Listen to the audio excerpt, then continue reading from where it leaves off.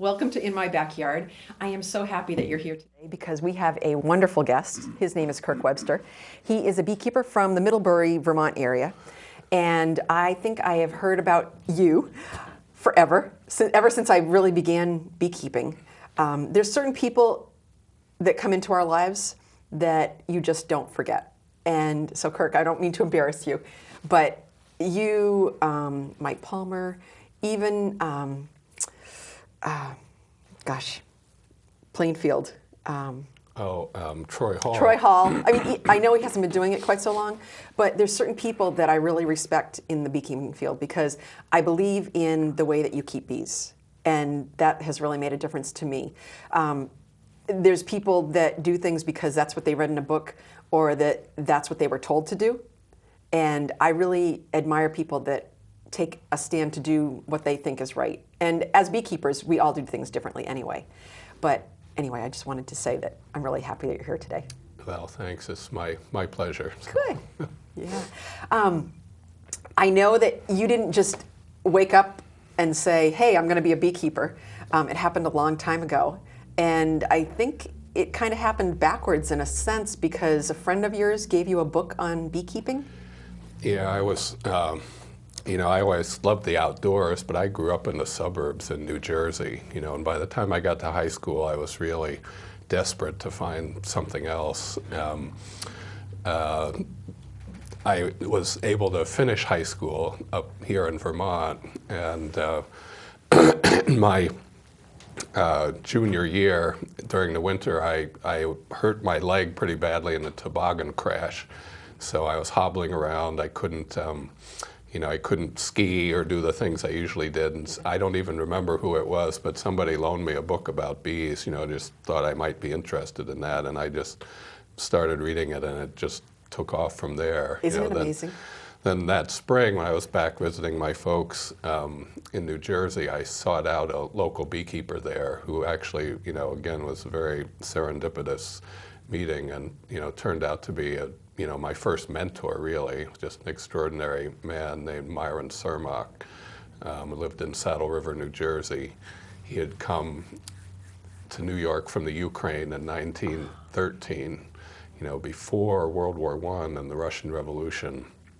And his mother sold their only milk cow to get enough money for him to make the trip there. And he had struggled with various things in New York until he made quite a good success with a Ukrainian book and music store that still exists today, and his grandson runs it. But anyway, that enabled him to own this house in the nice house in the suburbs, and he had 1 acre lot, and it had fir trees all around it. It was very private and had an English-style brick house in there that he and his wife lived in, but he and his wife converted the rest of the property into a kind of recreation of a Ukrainian village. They had the flowers and sunflowers everywhere, and bird houses on tall poles, all around. And he also was a beekeeper, and he had some of the old traditional Ukrainian hives that were frame hives like we use today, but the walls were made out of straw, like thatch. It was not a skep, like a wound shape, but anyway, they looked like little thatched boxes. And but by the time I met him, his wife had just recently passed away. I never met her, and he was having some trouble keeping up the property the way they used to together. But he still did his best. But he had abandoned those traditional beehives. There weren't any bees living in them, but they were still there. And then he had an apiary of 30 modern hives in the back corner of the property. Nice. Do you know how they compared to the Langstroth style? Did they keep the bees warmer, or? I really don't know. No. Again, they were they were decaying away by the time I because was that's there, coming back actually. With these round hives that the cover comes off and the frames have the foundation that falls down just like a top bar hive kind of. Right. I don't know. No, they're but different. these had frames. They were very much Right. like ours. The Yep. frames were a little bit larger, and the Ukrainians had had their own Langstroth. The movable frame hive was invented in the Ukraine before it was invented here. It was a separate invention. Right. But you're not allowed in the Ukraine to say that Langstroth invented the movable frames. Well, it's funny when you go to different countries because they all have their own thing that they take pride in, and so that's probably what that was. well, But I've never heard about this Ukrainian thing. All I've ever heard of is Langstroth. Yeah. So. Yeah, no, and the Ukraine, is a great beekeeping country and has a really long history there. Do they have the black bees, or? In part of the Ukraine, it must be a transition from the brown European bee to what they call the Carpathian bee, which I believe is in the southern part of the Ukraine, which is then intermediate between the brown bee and the Carniolan bee and the Greek bees. It's supposed to be its own little thing. I've just heard from a few other Russian beekeepers that those bees are very popular. Yeah. So they're still using those kinds of bees. And how do they work with Varroa mites at all? Do you know if? I don't know. Yeah, because the Russian bees, I would think, would be about, I don't know, the same sort of, Well, see, the thing we call the Russian bees in relation to this whole Varroa problem, the bees that were brought here from Russia, that was from far eastern Russia, the whole opposite end of, really? 11 time zones away from the Ukraine. So it's not even like the same bee. There really is a big difference there. Yeah, and that's where in the far east was where the Russian bees and the Varroa mites have been acquainted with each other for a much longer time than anywhere else that the Apis mellifera lives. But and actually the way that the Varroa was spread so rapidly throughout Europe was from this connection between the Ukraine and Primorsky and the Russian Far East, because in the Far East there was very sparsely populated, and the Russian government wanted more settlers to live there just to make more of a population, because it's close to China and Japan. And so they encouraged people to homestead, or gave them farmland and things. And so a lot of settlers from the Ukraine went out there. And they also have more than 2 or 3 species of basswood trees in their forest there. And so they were producing very large crops of honey there. It was a great place to produce honey. And so they were writing back to their families in the Ukraine telling them about all this. And so the families back home said, gee, you must have great bees there. Why don't you send some of them to us? And that's how the Varroa traveled 11 time zones right at the beginning. And that was the starting point for the spread into Europe. Was that earlier than the 1980s? Oh, yeah. Wow. Yeah. So, they say the Varroa, isn't the 80s when the Varroa mites really came to the United States? Yeah. And then, so they've had Varroa mites over in Europe for quite a while. Yes, before they ended up over here. It was creeping into Germany before, I believe, Yeah. before we had it here. Yeah. Wow. So do you remember what that book was that you read? That book on bees? That very first one? I believe it was Starting Right with Bees. Yeah. That's a book that a lot of people started out with a few years ago. And at that time you didn't have this huge stack of beginning bee books that there's there so are many out books there now. now. Yeah. I always encourage people to start with Beekeeping for Dummies, but The Idiot's Guide isn't a bad book as well. Those are 2 really good books to get started with, but the number of books out there is crazy. And the stuff on YouTube, that's even crazier. There's so much stuff. I do like going to, Google, Kirk Webster and seeing some of your videos and things like that, but you can't believe everything that you see on YouTube. At least that's my point of view. Oh yeah, no, I'm terrified to even look at beekeeping on YouTube. I know, because some of these guys, not guys, but people, they think that they're experts because they took a beekeeping class or they read a book and they learned how to, keep bees. It's funny. But I think one of the best things that you can do is find a mentor.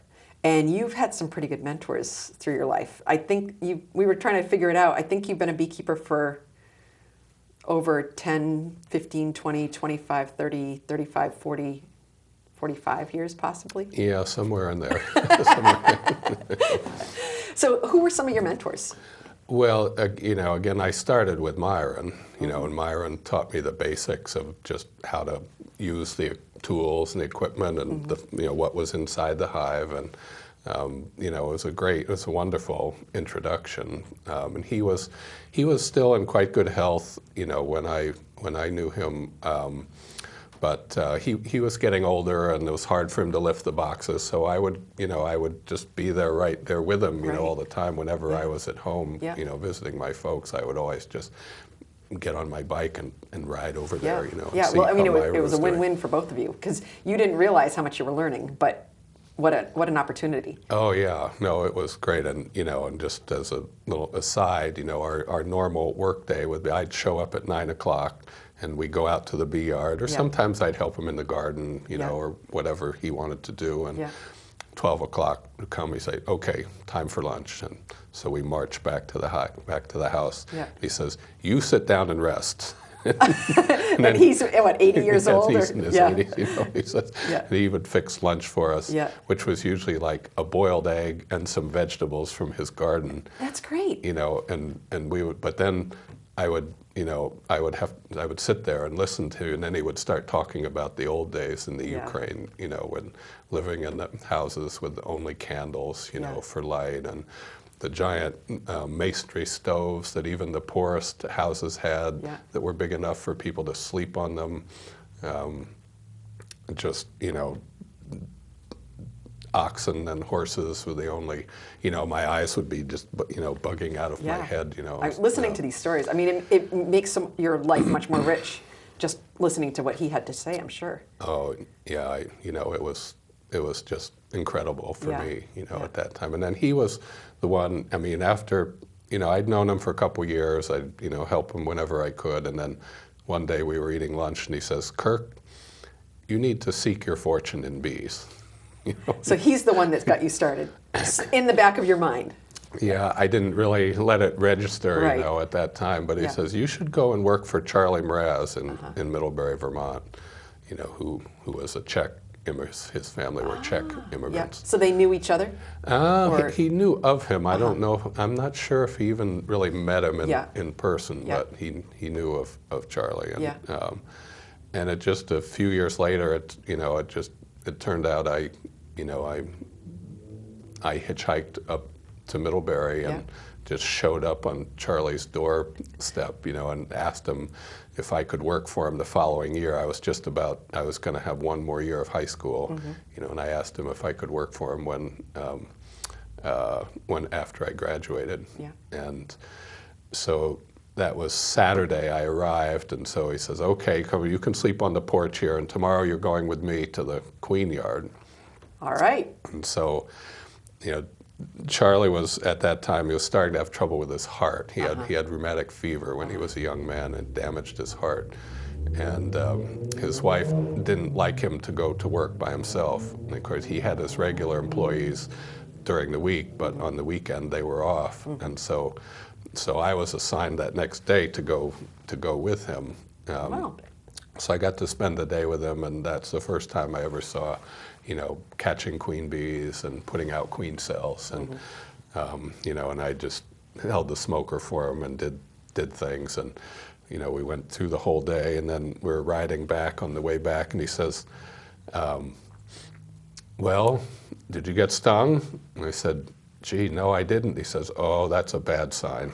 Why? Why did he say that? Oh, he thought it was good for you to get stung. Oh, it is? I think so too. But whole, he worked for the whole second half of his life, promoting bee venom as a cure for arthritis, and treating hundreds and probably thousands of people by the time that was. But anyway, it worked out a year later that he needed a new helper at the apiary, and so I lived there and worked for them for a year. And that was he became. So what did you find the most interesting talking with Charlie? I don't know his personality. I don't know that much about him. I've just heard the name. Well, the thing I remember now, the kind of things that I wished I had asked him more about was just the old days, the early days of his career. because see, he was already almost 70 when I met him, and he first came to Middlebury to work for a man named J.E. Crane, and that was in 1927. And was he a beekeeper, or was that something else? Yes, yeah. J.E. Crane was a famous beekeeper who had a column in the original Gleanings in Bee Culture. Really? Oh. But at that time, 1927, J.E. was at the very end of his career. See, so his career it went back to before the Civil War, keeping bee, before there was even movable frames. Right. And he was one of the very earliest beekeepers to make a living, or at least part of his living, before movable frames, when there were no, and so Charlie's, memory encompassed that whole time, from the Civil War time, all the way, till his death in 2000 or 98. I can't quite remember which. Just about the time I got started. Yeah. So anyway, but that's what that's what I like to recall the most. But I learned all kinds of things from Charlie. Yeah. And I lived kind of as part of his family, and so I got to see I went to work with them in the bee yards during the day, and then at night and on weekends, people came for treatments for arthritis with bee venom, and I got to watch a lot of that too. So. It's just amazing, to think of some of the people, and Charles Mraz is another person that I, think of. There's so many people that have made such a difference in the way we keep bees. You've got several people in your area as well that are keeping bees. We have a photo of the Champlain Valley. It's very blue. But I think of Vermont pretty much as green, purple, and blue anyway, just because everything is so rich. I don't know, there's a photograph of the area. And now, can you see the area where you have your bees in this photograph here? Yeah, that's right in the center of the sort of my territory.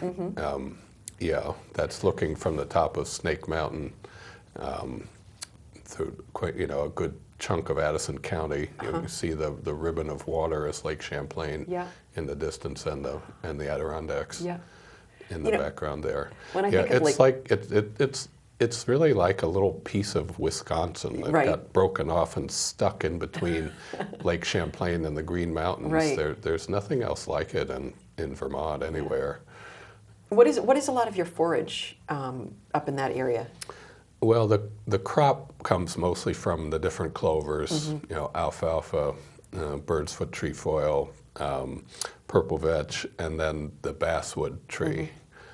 Those are our main crop plants. And then, of course, we have a lot of other plants that they build up on. The dandelion honeyflow is very powerful, honeyflow. Now, do you guys have much of a problem with moisture? I mean, it seems like it's a very a good, strong soil, healthy soil that holds the moisture. To me, it seems like the plants usually do better in areas like that compared to where we live in Swanzey or Keene, where it's lots and lots of sand. Mostly sand, well, it is the opposite there. We have very heavy soils. The soils to the north of where I am are actually the best, where they're more loamy soils. But this Addison County has been known for honey production, as far as I can tell, back almost to the beginning of settlement there. It's just always been, the valley has limestone underneath it, so it's a limestone-based soil, which is really good for legumes. And and we have, people don't really know this, it doesn't show on the climate map, but the Champlain Valley, the southern Champlain Valley, is the driest place in the U.S. east of the Mississippi River. Wow, I would never think that. There's a rain shadow effect from the Adirondacks, the moisture coming from the west. A lot of it falls on the west side of the Adirondacks. And so it's drier there, so there's more sunny days. But it just depends. In a real dry year, it will go into a drought maybe sooner, and in a real wet year, it won't be quite as wet. But it's you can't really generalize for sure. But over my time there, I've definitely on average done better in the drier years. You know, It is. in the It winter is years. amazing. Well, I think that happens too. In my point of view, from what I understand, the flowers close up when it rains. So when it's dry, they're just trying to push as much out as they can because they want to survive. I mean, this is my point of view. I'm not a scientist, but I know that you have a background in some of that too. But it does seem like in some of the drier years that the bees actually do better. Yeah, and I mean, they have a longer time they can forage. Right. But yeah, it's still a mystery though when plants are secreting nectar Right. and how much. Right. It's again, Charlie. Charlie said, he told me for years, for decades, I kept the record books. Yeah. The rainfall and temperature, the weather, how much honey we got. And he says, after about 25 years, I took the book and I threw it into the bushes. Yeah. 'Cause It is what it is. And I decided, it's like my dad came to visit one time, and he was a newspaper reporter. And so he sat down with Charlie, and so in his best reporter style, he can't help it. He starts asking questions, Yeah. and he says, well, what makes a good honey crop? And Charlie says, when the good Lord turns on the honey spigot, we get a crop, and when he shuts it off, we don't. Exactly. That's all he would say. Well, really, I mean, you never know because, you think that one year is going to be great and then it just doesn't happen. Yeah. Yeah. So how many hives are you, well, let me start. How many hives did you start out with when you first got established? Well, no, I started the apiary I have now with just 4 colonies that, actually I had been, after working for Charlie, I spent some years doing other things. Right. I went to school on the West Coast for a while, and where the wet part of Washington State there was not very conducive to bees, and I had kind of gotten away from beekeeping, but then I moved back to Massachusetts, and I was just looking around at this big organic market garden farm there, and I was walking along with one of the owners, and I could see some bees flying out of the bushes there. I said, oh wow, look, there's honeybees there. And he said, yeah, we have some colonies, but we don't know what to do with them. And it says, if you want to take care of them, you can have them as long as they stay here. Yeah. And so I said, great. And that's where, but the spark that ignited the, right. the apiary that I have now. Yeah. But those, those bees were in homemade hives that were just falling apart. I mean, there were bushes growing almost out of the hives. I had to cut them all away. But the bees don't care. Yeah, and they were doing great. It was a great spot, and so that became my first bee yard there. And then by the time I moved it up to the Champlain Valley, I had about 100 colonies. That was How long around did it take 85. you to get to 100? Well, approximately. I bought a few colonies. I bought after those 4.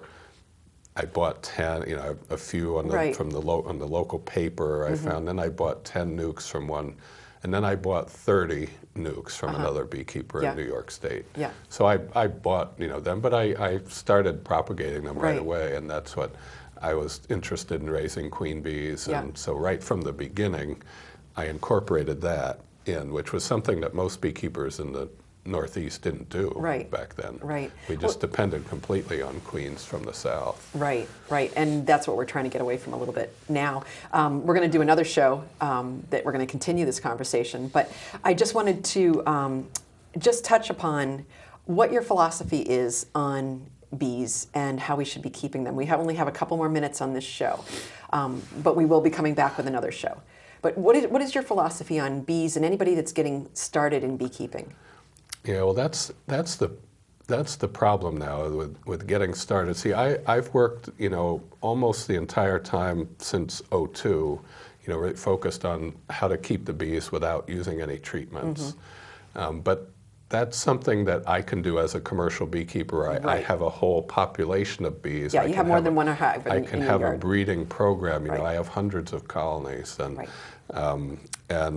hobby beekeepers who just have a few can't do the same thing. Exactly. And I I have trouble giving advice to hobby beekeepers because I don't have experience with anything else. When you're talking bees, you're talking 2 or 3 or 4 or 500 colonies. They're talking 1 or 2 hives. Right. So their chance of loss is a lot higher than what your loss is going to be felt. Yeah, but it's like I have always said that what I did to get rid of all the treatments in the apiary, so the bees and the mites could live together constantly and start to have a normal coevolution, so that they can both survive that way.